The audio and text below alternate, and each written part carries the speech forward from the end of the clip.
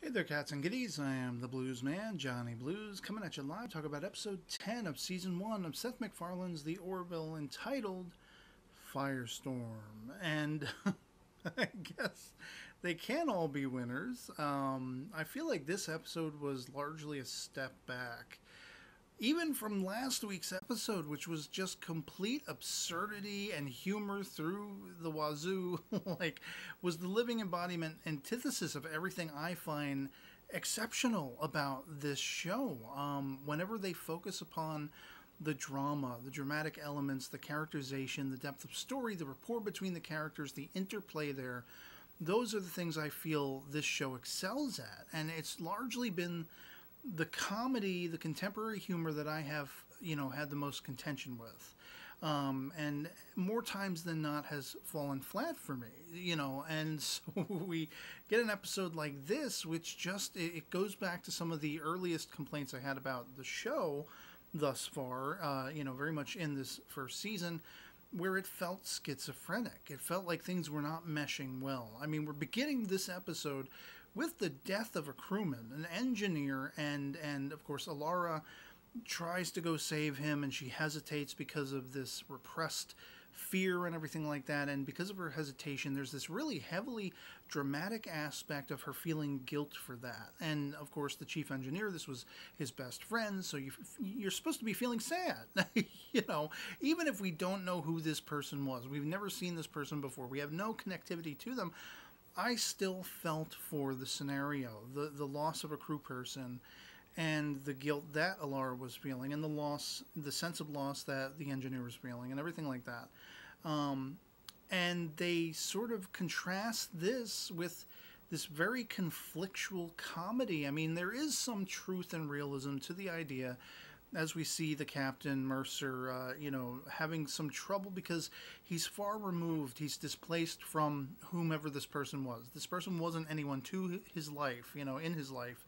And so how do you approach a condolence letter, when you don't really have anything personal to say about them? You didn't really know the person. And so there is some levity that comes out of that a little bit. You can sort of try to divine some comedy out of that. But I just feel like it wasn't meshed well. It wasn't equaled out. There wasn't an equilibrium where I thought it was resonating or relatable. I just thought it was in poor taste. It's a fictional character, a character we never met before, that met their end, met their demise. And even if, the outstanding sort of effects for the surrounding characters is supposed to be weighty and dramatic, just the comedy there, it almost felt uncouth. It didn't fit. It felt like it should have been handled just a little more, I don't know, with more respect in a sense. And it's like they were trying to go for sort of black comedy, but it just wasn't working for me. And that kind of offset my mood. Now, it was kind of cool because I am a Trekkie, seeing Robert Picardo sort of cameoing as Alara's father. She calls home, hoping to fit the pieces together, what might have happened in her past related to fires or flames or something like that that might have scarred her, and she repressed the memory, and she's told there was something. And so then the whole rest of the episode is just like WTF-ery, left, right, and center. It's absurdity, but it's taken with this very dramatic, almost a horror movie, sort of sense to it, the way they carry it out. But it's still absurd in the kinds of things that are popping up, like this alien clown dude, kind of Killer Clowns from Outer Space-esque, which I thought the makeup job on that clown creature, whatever it was supposed to be, was phenomenal. But then you have, tarantulas and a giant spider creature, the CG for which was a little bit wonky, if I'm honest. And who eats Gordon, the helmsman. And I was kind of reminded, watching this episode, of two Star Trek episodes from Star Trek Enterprise, the episode Singularity, where the NX-01 Enterprise, the crew of the Enterprise, they sidle up to what I think is like a black hole, some kind of anomaly, and the radiation is having these crazy effects on their brains and, their brain chemical makeup, where they're becoming highly, highly obsessive with whatever their focus was as they came into range of this thing. The radiation that this thing is pouring out. And so you have this scene where the doctor, Dr. Phlox, becomes obsessive with the fact that the helmsman of the Enterprise, Ensign Mayweather, has a headache. And it escalates and escalates to the point where he's knocking him out. He's going to drill into his skull and open his, brain and everything like that. And we had a scene that was very much, in essence, the same scene with Claire, the doctor. And I got to say, Penny Johnson-Gerald went through the roof with the creepiness. Like, I was freaked out. But she straps Alara to this table when Alara's just trying to figure things out. And she's literally going to, like, cut her from her midsection all the way up to the base of her skull. And I immediately called back to that Enterprise episode. And then everything else that's going on, the playing on the fears, even though they don't quite pinpoint what's going on at first, you kind of get the vibe of it. Like, with Jay Lee's character being afraid of clowns, and, oh, there's a clown, and, as we find out later, arachnophobia for the captain. That's why there's spiders and all this kind of stuff. The abyss and whatever like that. Like, you kind of get the perception that it has to do with fears, and these fears are becoming manifest. The question is why. There's the burden of answering that question.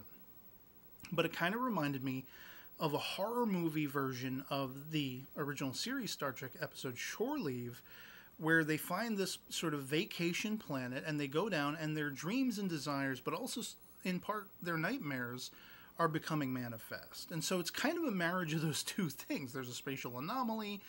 All of a sudden there's a lot of WTF-ery going on, and things are becoming manifest. And I think, while it was intriguing, and while I loved every minute of the focus being mostly upon Alara, because I have a total crush on Halston Sage. I have a total crush on that character. I'm smitten with her character. And I could not find any complaints with spending as much time with her as possible in the episode. I kind of felt like the way it was wrapped up was really heavily contrived and just a cop-out. Oh, it's all a simulation. None of it was real. Like they mind-wiped her because she wanted this. She wanted to put herself to the test and challenge all of her fears. And, like, there is some courageous aspect out of that. But it seemed like, sort of ham-fisted or half-handed, something like that. There wasn't a resounding payoff. It was just kind of like, oh, well, this was just all fake. And, they're issuing Alara accolades, and, well, she proved herself. She managed to get through it to completion, and thus she is still right for the security job and everything like that. I never had a doubt of that. Of course, it's supposed to be about that particular character's own self-consciousness, self-doubts. She's all but ready to resign her commission and all this kind of stuff. Tuck tail and run. And so she needed something.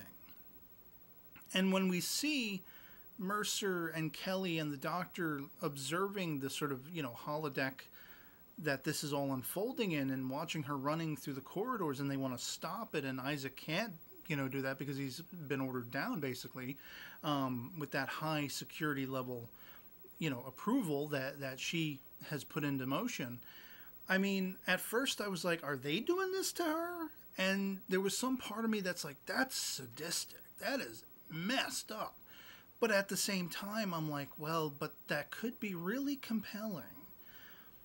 But then they made it something that she put herself through, and, like, I was still already calling into question, like, is this moral? Is it right? Does it make sense? Is it compelling? Is it entertaining? I don't know. And then it just felt like a cop-out all of a sudden. Like, I wish she had some sort of recognition when they brought her out of it. Like, temporarily she was disorientated and she didn't know what was happening. But I wish they wouldn't have had the mind wipe. I wish she didn't have to be told in the aftermath, well, this is why it was set up. This is how it was set up. This is what you told us to do. And, like, because I don't necessarily buy the self-satisfaction of achievement that comes in the end. You see her going to sleep peacefully, sort of hearkening back to Hunt for Red October. If you remember the end of that movie.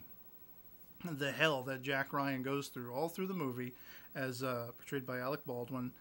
And then finally he can get some sleep by the end of the movie. It's supposed to be resounding like that, but it just, I don't know. It was such a plot contrivance to have this all have been fake. Not that I can think of anything off the top of my head that would have validated it all being real, in a way that would make sense. Because they already had that arguable, well, is this in our minds? Are these things actually manifest? Well, we saw the clown on the screen, so it can't be fake, but things are disappearing. What's going on? I wish there was a more satisfying conclusion and explanation overall. Again, I cannot fault it entirely because we got to spend that much more time with Alara, getting into her mind. For someone who is so strong, this is the most compelling aspect of it.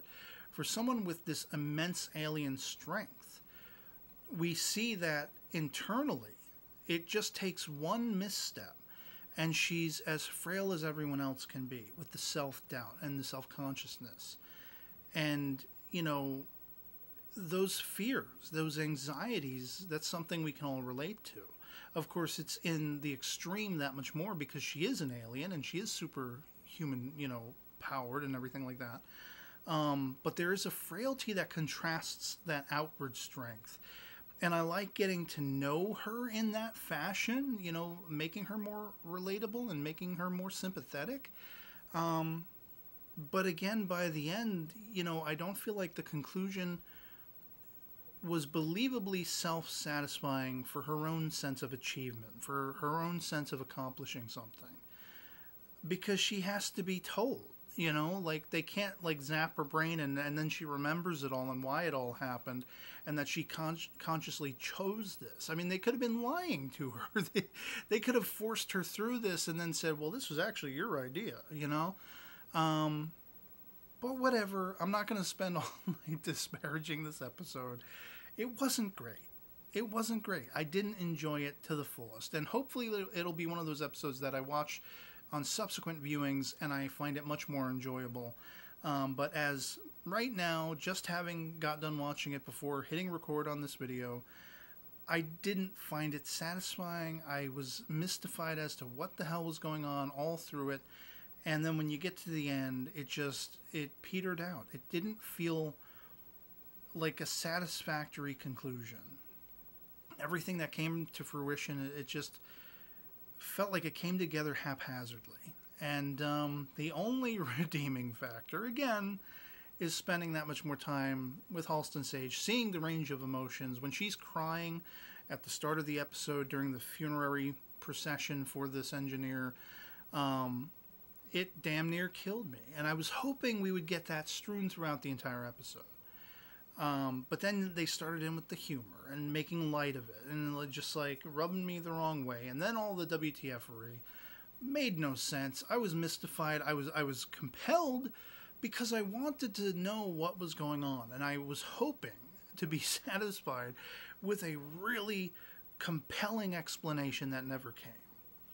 And so yeah, I mean, it wasn't the best. You know, you might have gleaned that by now in this discussion. But I'd love to hear from you guys in the comments below what you thought of episode 10 of the Orville, if you saw it as well, if you had a completely different experience watching this, just thought it was the best thing since, you know, buttered toast, or if you agree with me that it fell flat in more ways than one.